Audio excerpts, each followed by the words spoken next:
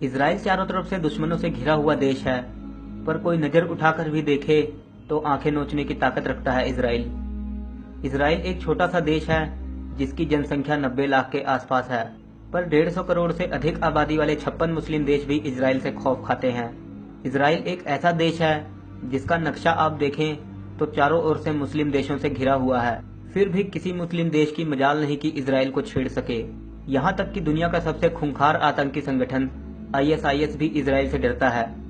उदाहरण के तौर पर ISIS ने पूरे अरब देश में आतंक मचाया हुआ है और लोगों का कत्लेआम कर रहा है, लेकिन अभी तक ISIS ने इसराइल की तरफ एक भी गोली चलाने की हिम्मत नहीं दिखाई, जबकि इसराइल सीरिया का पड़ोसी देश ही है।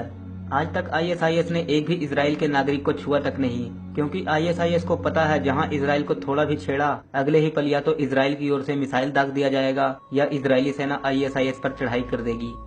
दोस्तों, इसराइल का ये रुतबा ऐसे ही नहीं बना है, बात है इसराइल के बनने की। जब हिटलर से जान बचाकर यहूदी लोग इसराइल पहुंचे थे और इसराइल बनाया था।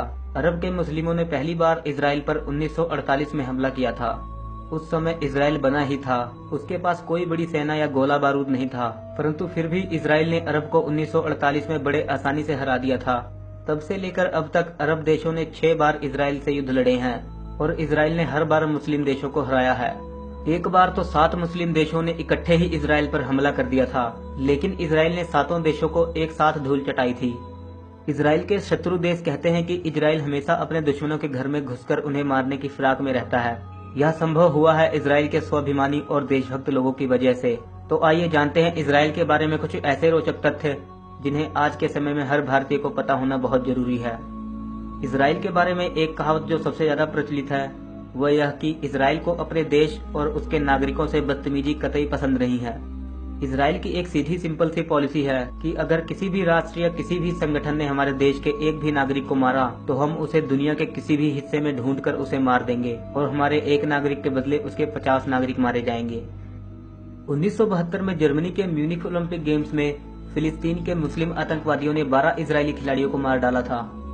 तब तत्कालीन इजरायली प्रधानमंत्री गोल्डा मेयर ने ना तो इस घटना की निंदा करी और ना ही उन्होंने हमारे देश के घटिया नेताओं की तरह कोई शांति का भाषण दिया, बल्कि उन्होंने सारे मृत खिलाड़ियों के घर वालों को फोन करके कहा कि हम इसका बदला जरूर लेंगे। इसके बाद उन्होंने अपनी खुफिया एजेंसी मोसाद को केवल इतना ही कहा कि दुनिया के किसी भी राष्ट्र के किसी भी हिस्से में कोई भी आतंकवादी हो जो इस घटना में शामिल है, उन्हें किसी भी तरह मार दो, और उन्होंने एक एक आतंकियों को चुन चुन के मारा।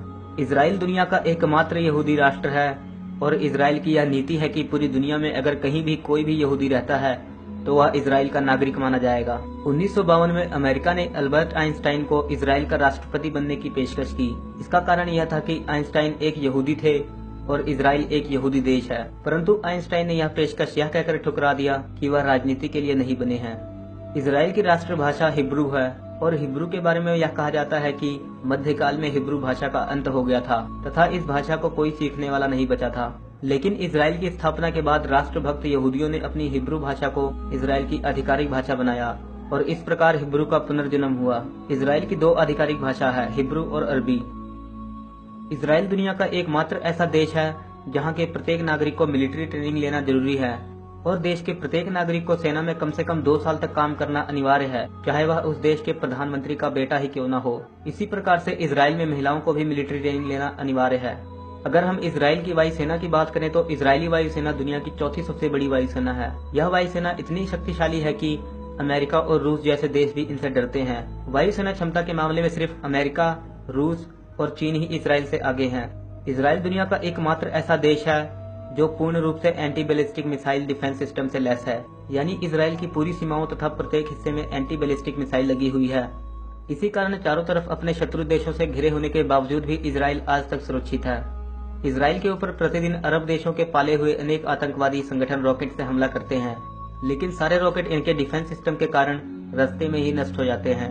अगर हम पर्यावरण की बात करें तो इसराइल दुनिया का पहला और एकमात्र ऐसा देश है जिस देश में पिछली सदी की तुलना में इस सदी में अधिक वृक्ष हैं। अर्थात इसराइल शक्ति में तो आगे है ही, इसके अलावा वह पर्यावरण के मामले में भी बहुत ज्यादा सजग है। इसराइली नोटों में ब्रेल लिपि का इस्तेमाल किया जाता है, इसलिए इसके नोटों को दृष्टिहीन लोग भी पहचान सकते हैं। सबसे पहला फोन मोटरोला कंपनी ने इजराइल में ही बनाया था। इसके अलावा सबसे पहली पेंटियम चिप, पहली वॉइस मेल, पहला एंटीवायरस भी इजराइल में ही बना था। सबसे पहला एंटीवायरस इजराइल में 1979 में बनाया गया था। भारत का नंबर 1 दुश्मन पाकिस्तान भी इजराइल से इतनी घृणा करता है कि इसका अंदाजा आप इसी बात से लगा सकते हैं कि हर पाकिस्तानी पासपोर्ट पर साफ शब्दों में लिखा होता है कि यह पासपोर्ट इजराइल को छोड़कर किसी भी राष्ट्र में मान्य है। इजराइल का सबसे विचित्र तथ्य यह है कि आप अपनी नाक रविवार के दिन साफ नहीं कर सकते। अब ऐसा क्यों है, यह तो इजराइल से ही पता करना पड़ेगा। इजराइल में सूअर पालना पूरी तरह से प्रतिबंधित है। ऐसा करने पर आपको जेल भी हो सकती है। इजराइल अपनी जनसंख्या की जरूरत के हिसाब से 95% अनाज खुद ही उपजाता है। कृषि उत्पादों के मामले में इजराइल लगभग पूरी तरह से आत्मनिर्भर है। इजराइल के लोगों की मेहनत और बुद्धि का एक नमूना आप इस बात से लगा सकते हैं कि पिछले 25 सालों में इजराइल के कृषि उत्पादन में 7 गुना बढ़ोतरी हुई है, लेकिन पानी पहले जितना ही प्रयोग किया जाता है। इजराइल के 10 में से 9 घर सोलर एनर्जी का इस्तेमाल करते हैं, जो पूरी दुनिया में सबसे ज्यादा है। इजराइल के पास केवल 273 किलोमीटर लंबा समुद्री तट है, लेकिन उसमें भी इजराइल ने 137 ऑफिशियल बीच बना रखे हैं। इजराइल में 3000 से अधिक हाईटेक कंपनी है, जो दुनिया में सिलिकॉन वैली को छोड़कर सबसे ज्यादा है।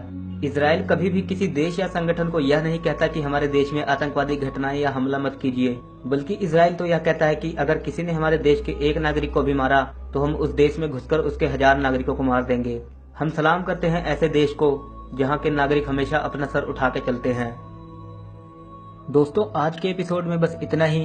अगर वीडियो अच्छी लगी हो तो वीडियो को जरूर लाइक करें, और अगर आप हमारे चैनल पर पहली बार आए हो तो चैनल को सब्सक्राइब करें, ताकि हमारी आने वाली नई वीडियोस आप मिस ना कर सकें। मैं आपसे मिलूंगा एक और नए एपिसोड के साथ। तब तक के लिए नमस्कार।